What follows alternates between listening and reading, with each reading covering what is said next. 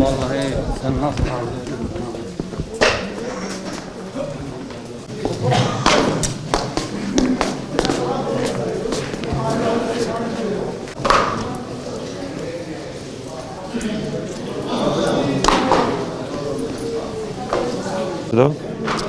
Elhamdülillah Allahu Teala bizi bu Ramazan'a da ulaştırdığı için çok şükür ediyoruz.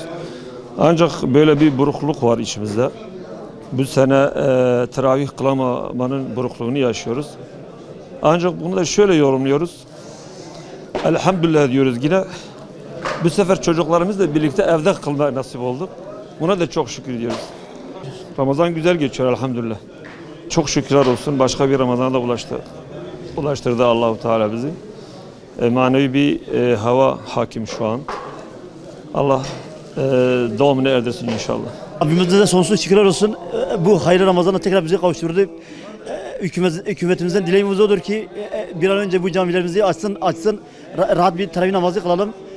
Kılamıyoruz. Ramazan dediği zaman akla teravih namazı gelir. Gerekiyor onu kılmamız lazım. Hükümetimizden temennimiz odur.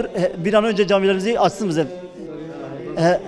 Teravih namazını evde kılsak hayrı azdır ama camide kıldığımız zaman hayrı daha çok olur. Gerekir camide kılmamız lazım yani. Devletimizden, hükümetimizden temennimiz odur.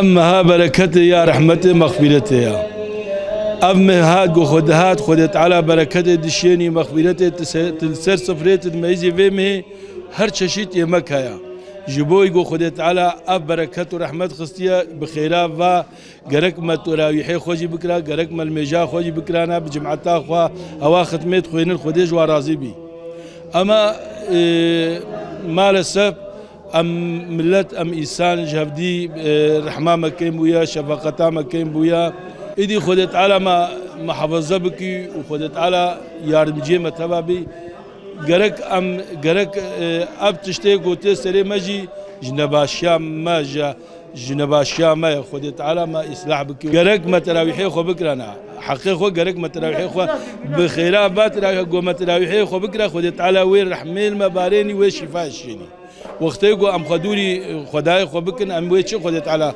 ویچی رحمه المبارینی گرک مت راحی خو بکرانا والله ویگا مرنا منا خودت علا ما اصلاح خازم ام شخره جامعه ده تراویح بکن ده والله ابن خوشی نبا مده ام نباش بونه ام ده خازم یعنی سر جماعت ام شخره جامعه ده دواملی بکن والله زور عيشنا رمضان خوشه الحمد خدا خوشه الله çok şükür izna خودش نواب سلمان و ارابه انشالله تراویح خوشی بلکی انشالله izin bir de devlete ben dikin